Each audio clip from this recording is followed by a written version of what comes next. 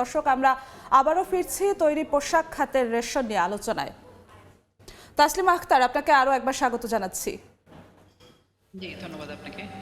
আমরা প্রতিবেদনে আমাদের সহকর্মী যেমনটা দেখছিলাম যে 1 বছরও যে তৈরি পোশাক খাতের রেশন নিয়ে আলোচনা হয়েছিল, রেশন দেওয়ার কথা ছিল শ্রমিকদের, তা হয়নি। শ্রমিকরা এক্ষেত্রে বাধার কি সম্মুখীন হচ্ছে এবং কেন দেয়া সম্ভব হচ্ছে না, আপনার কি মনে হয় একটু বলবেন? 2023 সালে যখন আমরা পোশাক শ্রমিকদের মজুরি বৃদ্ধির কথা বলছিলাম, সেই সময় কিন্তু রেশনের প্রয়োজনীয়তার বিষয়টা আমরা সামনে এনেছি এবং বারবার বলেছি যে মজুরি বৃদ্ধির সাথে সাথে রেশনিংটা খুবই জরুরি। এবং প্রতিবারই মজুরি বৃদ্ধির সময় আমরা দেখি যে মালিকরা আশ্বস্ত করেন এবং সরকারের পক্ষ থেকেও এক ধরনের সান্ত্বনার মতো করে আসলে বলা হয় যে রেশন দেওয়া হবে, কিন্তু আমাদের সেই রেশন মজুরির পরবর্তী সময় দেওয়া হয়নি। বর্তমান সময়ে আমরা একটা অভ্যুত্থান পরবর্তী 5ই আগস্টের অভ্যুত্থান পরবর্তী নতুন বাংলাদেশে নতুনভাবে আমরা আশা রাখি যে এই রেশনিং প্রক্রিয়া দ্রুত শুরু হবে। এবং আপনি হয়তো জেনে থাকবেন যে পোশাক শ্রমিকদের পক্ষ থেকে 18 দফার যে দাবি আমরা উত্থাপন করেছিলাম, সেটা মালিক সরকারের পক্ষ থেকে একমত হয়েছে, যেখানে রেশন একটি প্রক্রিয়া ছিল যে রেশন প্রদান করা হবে। ইতিমধ্যে সেই প্রক্রিয়ার কাজ শুরু হয়েছে বলে আমরা জানি, কিন্তু এখন পর্যন্ত সেই প্রক্রিয়াটা আসলে পুরো শ্রমিকদেরকে কভার করার যে জায়গা, সেটা হয়েছে বলে আমরা জানতে পারিনি। আমরা আশা করি যে এটা দ্রুত করা দরকার, কারণ জিনিসপত্রের দাম যে জায়গায় পৌঁছেছে, একজন শ্রমিকের পক্ষে, শুধু পোশাক শ্রমিক না, শ্রমজীবী মানুষের পক্ষে, বাংলাদেশে 7.5 কোটি যে শ্রমশক্তি আছে, তাদের পক্ষে আসলে টিকে থাকাই মুশকিল। সেখানে এই রেশনের ব্যবস্থাটা সরকারি তদারকিতে আমরা আশা করি এখন যে অন্তর্বর্তীকালীন সরকার দায়িত্ব নিয়েছে, তারা অতি আবশ্যিকভাবে শ্রমজীবী মানুষের যে প্রয়োজনীয়তা, সেটাকে গুরুত্বের সাথে বিবেচনায় নিয়ে দ্রুতই এটাকে কিভাবে কার্যকর করা যায় এবং মালিকদের তরফ থেকেও যাতে কোনো রকম, বা কারখানা কর্তৃপক্ষ থেকেও যাতে তারা একটা সহযোগিতা করেন। কারণ এইটা আসলে একটা আমাদের যখন আমরা রেশনিংটা নিশ্চিত করতে পারবো, সেটার সাথে আমাদের উৎপাদনে শ্রমজীবী মানুষের অংশগ্রহণ, তাদের মনোযোগ বৃদ্ধি পাবে।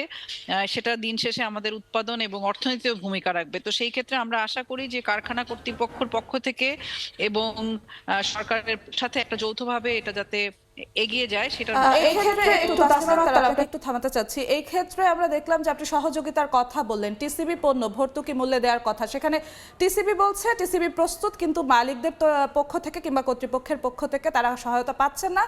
মালিকরা বলছেন তাদের তালিকা তৈরি নিয়ে নানা জটিলতা টিসিবি থেকে তৈরি করা হচ্ছে। তাহলে এই দুই পক্ষকে দোষারোপ করার মাঝখানে শ্রমিকরা পড়ে বসছে কিনা? না না, অবশ্যই। মানে আমাদের আসলে একজনের কাঁধে আরেকজন যদি আমরা দোষারোপ করতে থাকি, দিন শেষে আসলে ভুক্তভোগী আমাদের শ্রমজীবী জনগণরাই হবে। এবং এটা মালিকদের জন্য হয়তো খুব, বা কারখানা কর্তৃপক্ষের জন্য হয়তো জরুরি বিষয় না, কিন্তু শ্রমজীবীর জীবন মরণের বিষয়। এবং আপনি জানেন যে বাজারে কি অবস্থা। ফলে আমরা শ্রমিকদেরকেও বলবো যে এই যে রেশনের বিষয়টাকে, এটাকে সামনে নিয়ে আসা এবং যে কোনো ভাবে যাতে করে এটা বাস্তবায়ন হয়, সেই ক্ষেত্রে মালিক যারা আছেন তাদেরকেও আমরা বলবো এটা কিন্তু একটা সরকারি উদ্যোগে হচ্ছে, ফলে এটাকে সর্বোচ্চ সহযোগিতা করা। এবং এখানে দেরি করা মানেই হচ্ছে প্রতিটা দিন শ্রমজীবী মানুষ, এমনি তাদের আমরা দেখছি বিভিন্ন কারখানা বন্ধ হচ্ছে, লে অফ হচ্ছে, শ্রমিকরা বেতন পাচ্ছে না। তারপর যদি রেশনের বিষয়টা এভাবে ঝুলিয়ে রাখা হয়, আমরা আসলে এটার কোনো মানে মানে আমাদের কাছে এই উত্তরটা আসলে মালিক পক্ষকে দিতে হবে যে তারা কেন এটা তৈরি করতে পারছে না, যেখানে সরকার এগিয়ে আসছেন এবং সরকার আগ্রহ প্রকাশ করছে এবং এটা শ্রমিকদের দাবি। আমরা চাই যে অতি দ্রুত শ্রমিকরা তাদের প্রতিবাদের মধ্যে দিয়েও বলছে, আমরা আপনাদের এই মাধ্যম দিয়েও আমরা বলতে চাই, এটা বিলম্ব করার কোনো সুযোগ নাই। সরকারের তরফ থেকে একটা অংশ আছে, মালিকদের তরফ থেকে একটি অংশ আছে। মালিকদের যে বেতনটা বাড়ানো হচ্ছে, আমরা জানি সম্প্রতি 9% করা হয়েছে বেতন বৃদ্ধির হার, সেটা মালিকরা করছে। কিন্তু এই যে টিসিবির কথাটি আমরা দেখলাম, যেমন উদাহরণস্বরূপ যে টিসিবি দিতে পারছে না, বলছে প্রস্তুত, কিন্তু মালিকরা বলছে তালিকা প্রণয়ন নিয়ে একটু জটিলতা তৈরি হচ্ছে। তাহলে সরকারের পক্ষ থেকে কি শ্রমিকদেরকে সুযোগটা দেওয়ার মতো সুযোগ তৈরি হচ্ছে না? আপনারা তো সংস্কার কমিশনে আছেন, আপনারা এই বিষয়ে কি কাজ করছেন? এই তালিকা তৈরি করতে না পারার যে কথা, এটা আমরা মনে করি যে এই তথ্যটা আসলে আমাদের আবারও যাচাই করা উচিত। আমরা বারবার বলেছি শ্রমিকদের ডাটাবেস থাকা দরকার। শ্রমিকদের যখনই যে কোনো সুযোগ সুবিধার প্রসঙ্গ আসে, তখনই বলা হয় তথ্য নাই, তালিকা নাই। এটা তো সম্ভব না, কারণ শ্রমিকদেরকে তারা বেতন দেন এবং তাদের সেই বেতনের একটা তালিকা থাকে। ফলে সেটা তালিকাটা দ্রুত দেওয়াটা আমরা মনে করি এটা সরকারের পক্ষ থেকেও এই চাপটা কারখানা কর্তৃপক্ষদেরকে দেওয়া দরকার যে এটা কোনোভাবে বিলম্ব করার সুযোগ নাই। সরকারকেও আসলে এই বিষয়ে আরো উদ্যোগী হতে হবে, কারণ এখানে যদি মালিকরা গড়িমসি করেন, সেটা কিন্তু তদারকি করার দায়িত্ব সরকারের। এবং আমরা মনে করি যে এখানে শ্রমিকদেরকেও আসলে, যদি ওনারা মনে করেন আমাদের কোনো সহযোগিতা দরকার, সেই বিষয়ে আমরা শ্রমিক সংগঠনগুলো সেই সহযোগিতা করতে এবং সেখানে অংশগ্রহণ করতে রাজি। আমরা চাই না যে শ্রমিকরা তাদের পেটের দায়ে তাদের বেতন না পাওয়া বা তাদের এই যে রেশনের সুবিধা এগুলো বঞ্চিত হয়ে তাদেরকে মাঠে মাঠে হন্যে হয়ে থাকতে হয়। এছাড়া প্রতিবাদ করা ছাড়া শ্রমিকদের পথে আর কোনো পথ থাকে না। বলছিলেন যেমনটা তালিকা নিয়ে মালিকদের গড়িমসি করার জায়গাটা, কিন্তু সবকিছু তো ডিজিটালাইজড থাকে, সফটওয়্যারে থাকে, প্রত্যেকটি তালিকা থাকে, প্রত্যেকটি শ্রমিকের ডাটা থাকে, তাহলে কেন মালিকদের গড়িমসি করার জায়গাটা কোথায় তৈরি হচ্ছে, যৌক্তিকতা কোথায়? আমরা শ্রম কমিশন থেকেও আমরা আশা করি বলবো, এবং আমরা আমাদের গার্মেন্টস শ্রমিক সংহতি থেকেও বলছি, বাংলাদেশে শুধু পোশাক খাত না, পুরো শ্রম সেক্টরকে ডাটাবেজের আন্ডারে আনতে হবে।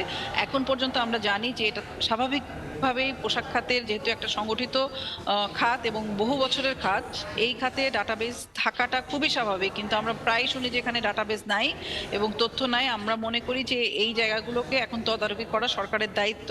এটা আমরা একটা ইতিহাসের খুব গুরুত্বপূর্ণ মুহূর্তে আছি। এই সময়ে গণঅভ্যুত্থান পরবর্তী সময়ে শ্রমিক শ্রেণীরও কিন্তু সরকারের প্রতি একটা আহ্বান থাকবে যে শ্রমিকদের যে 18 দফা সেটা যাতে দ্রুত বাস্তবায়নের পদক্ষেপ নেয় এবং শ্রমিকদের বেতন বকেয়া, বিশেষভাবে রেশনের বিষয়টা যেটা প্রায় 23 সাল থেকে ঝুলে আছে, আমরা চাই না যে সেটা এভাবে ঝুলে থাকুক। এবং ডাটাবেসটা যদি সত্যিকার অর্থেই সংগঠিত করা যায় তাহলে সেই জিনিসটা আরো গুছিয়ে করা সম্ভব এবং জবাবদিহিতা, মালিক এবং সরকার উভয় পক্ষকেই যে জবাবদিহিতার জায়গাটা সেটাকেও নিশ্চিত করা সম্ভব হয়।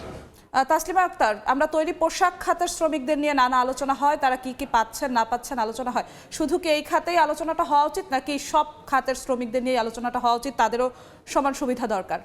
জি জি, অবশ্যই। বাংলাদেশে 7 থেকে 7.5 কোটি শ্রমশক্তি আছে, তাদের বড় অংশ, 80-এরও বেশি অংশ হচ্ছে ইনফর্মাল সেক্টরে কাজ করেন এবং তাদের অবস্থা আমরা জানি। এখানে কৃষি শ্রমিক আছেন, এখানে জাহাজ ভাঙা শ্রমিক আছেন, অন্যান্য শ্রমিক আছেন। তো সেই শ্রমিকদের বিষয়ে আমরা যাদেরকে ভাসমান শ্রমিক বলছি বা যারা স্বীকৃত শ্রমিক নয়, সেই শ্রমিকদের যে সংকটগুলো সেগুলোকেও অ্যাড্রেস করা এবং সে একটা শ্রম আইনের আওতায় যাতে তারা আসতে পারেন, তারা যাতে শ্রমিক হিসেবে স্বীকৃতি পেতে পারেন, সেই বিষয়গুলো আমরা শ্রম কমিশন থেকেও আমরা ভাবছি যে এগুলো আমরা সরকারের কাছে সুপারিশ করব এবং সরকার যাতে দ্রুত সকলকে শ্রম স্বীকৃতি দেন এবং সামাজিক সুরক্ষা সরকারের যে খাত আছে সেই খাতের আওতাধীনভাবে শ্রমিকদেরকে সুযোগ সুবিধাগুলো নিশ্চিত করা এবং শ্রমিকদের ধরেন এখন পর্যন্ত আমাদের কোনো আমরা একদম শেষ সময় চলে এসেছি, আমাদের সকলেরই প্রত্যাশা থাকবে শ্রমিকরা যেন স্বস্তিতে থাকে। আপনাকে অসংখ্য ধন্যবাদ তাসলিমা আক্তার আমাদের সঙ্গে যুক্ত হওয়ার জন্য। দর্শক, আমরা এতক্ষণ আলোচনা করছিলাম তৈরি পোশাক খাতের রেশন নিয়ে।